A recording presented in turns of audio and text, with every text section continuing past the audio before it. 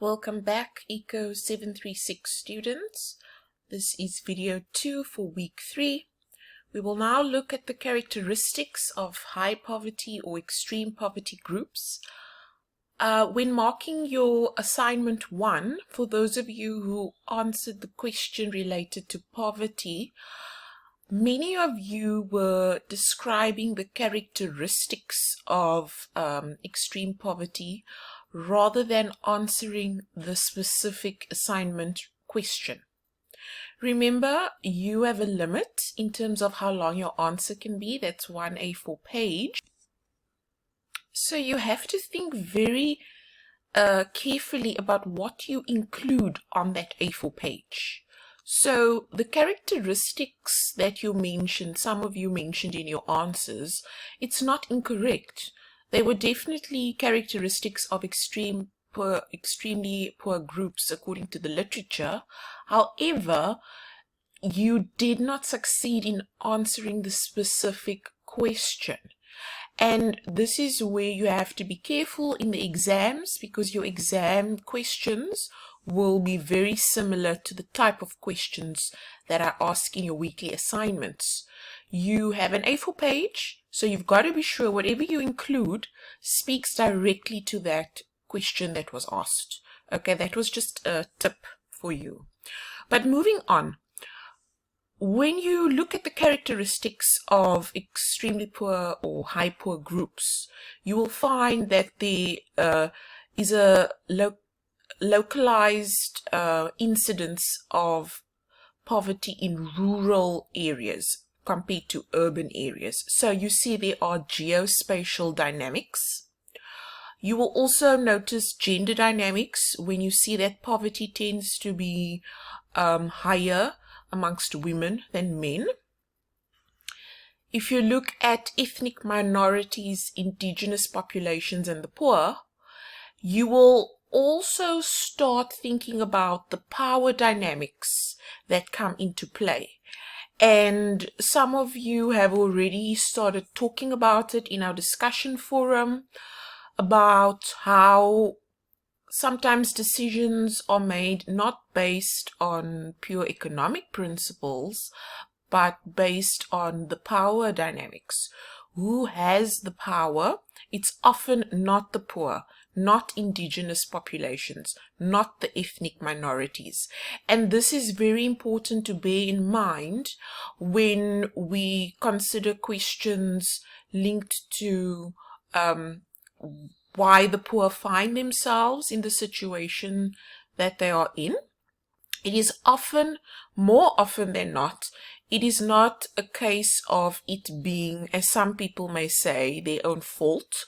Some people may say, oh, pull yourself up by your bootstraps, which is completely unfair when you consider that poverty is intergenerational and it has often occurred due to oppressive economic structures, which are a product of a lot of these power dynamics, and you've seen that throughout history.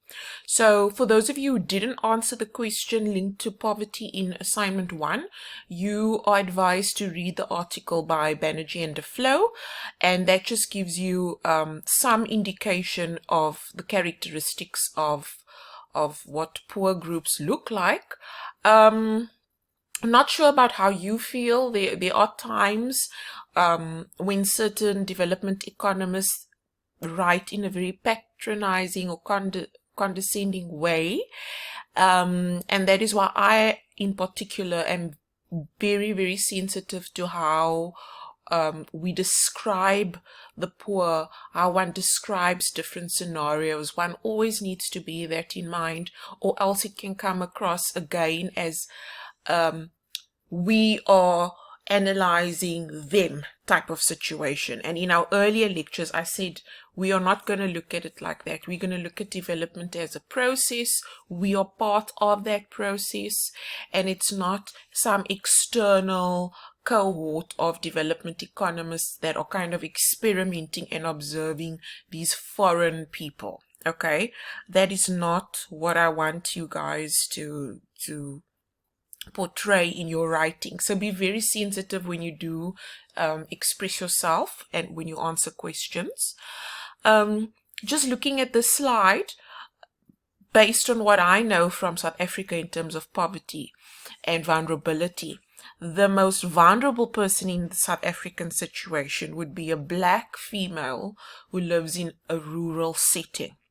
That has been demonstrated time and time again, looking at general household surveys.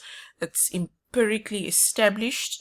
And in the papers that you will read throughout this course, you will see it emerging as well.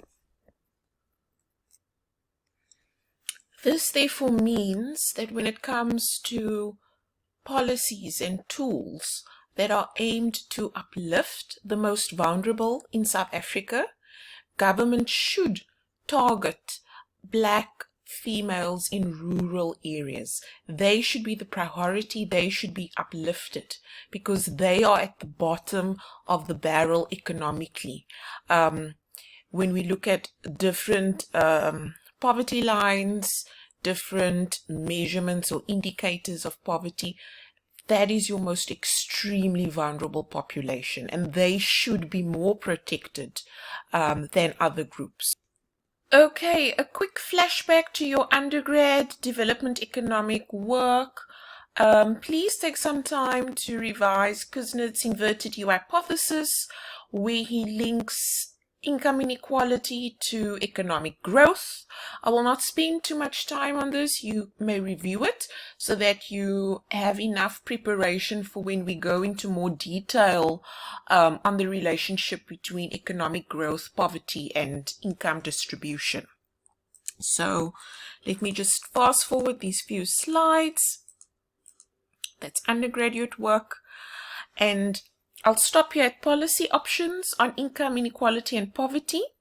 So why does this look familiar? It looks familiar because you've seen it in Bromberger's framework when we look at areas of intervention when it comes to government. Government could try and alter the functional distribution of income. Specifically, that means it will try and alter primary income, but as I said before, there is a limit to what government can do with the tools at its disposal. The functional distribution will change when the economy's structure changes, and the most government can do in this sense is to create an environment that is conducive to changes that will result in economic growth that is inclusive. The other area of intervention where government can also play a role is to mitigate the size of income distribution, and it can achieve this by moderating or reducing the size of the distribution at the upper levels. So, for example, taxing the rich far more and then redistributing that to the poor by increasing the size of the income distribution at the lower end. So that tax can then be transformed into social spending, like grants on those who are the poorest. Some policy options, and you've also seen this in the Bromberger paper, would be to change relative factor prices, and your free market economists don't like that. They prefer government not to intervene in the markets, and they leave it all up to the invisible hand, a more of a laissez-faire approach. Also, progressive redistribution of asset ownerships. Land is a particular case in point. In the South African context, progressive taxation, meaning we're taxing the rich more. Those who earn more should pay more tax, and then transfer payments and public provision of goods and services, specifically targeted at the most vulnerable in society. This slide just summarizes what has been mentioned before. I will just draw your attention to the last bullet point, which speaks to government policies that are designed to build human capital, okay, and social capital of the poor. So these are policies that are targeted at health and education, and increasing the quantity and the quality of it for the most vulnerable. Ensuring that social capital, the networks afforded to the poor are also increased. The access to opportunities are also increased for the poor. Right, now we will look at poverty and inequality, specifically in South Africa, and this is based on the Leibrand et al. Paper of 2010.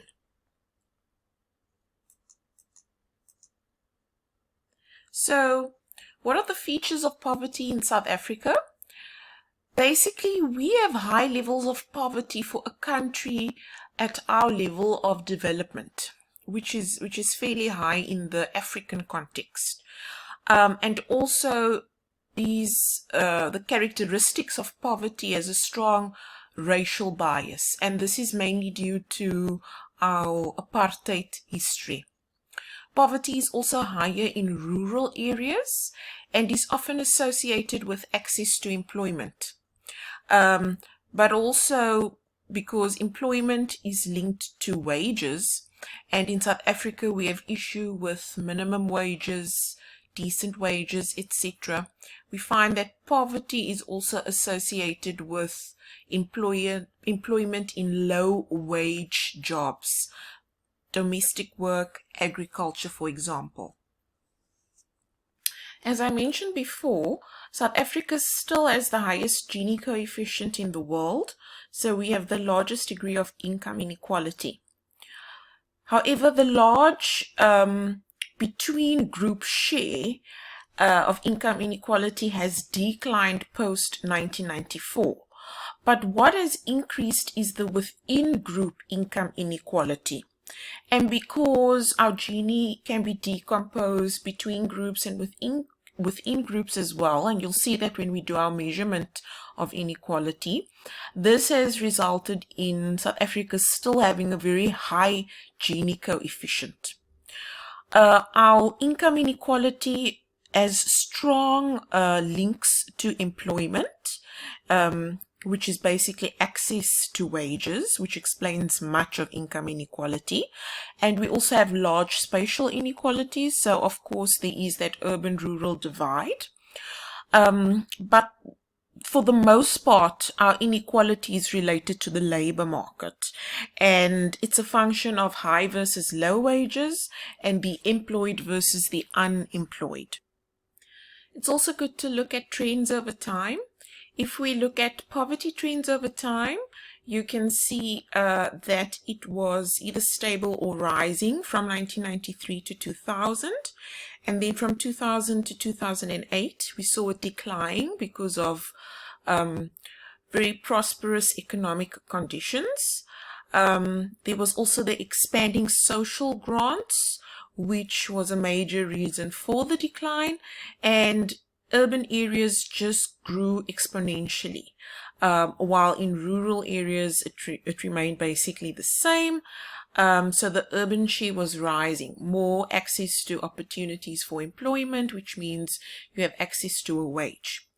From 2008 to pre-COVID, the trends in poverty, it's slightly uncertain. But if we can think right now about COVID and going forward, it is likely that poverty will increase. And in our discussion forum on Thursday, I'll refer you to some resources for this. The main point that I'd like to draw your attention to when looking at inequality trends in South Africa from 1993 to present is that the main reason for the increase in inequality is due to increases in within group income inequality, while we have a decline in between racial group income inequality. So all that has happened is that the racial profile of the rich has started to change, but we still have these vast differences between income of the rich and the poor. And for this reason, South Africa remains #1 when it comes to income inequality in the world. Thank you. This is the end for today. I will see you in the discussion forum on Thursday.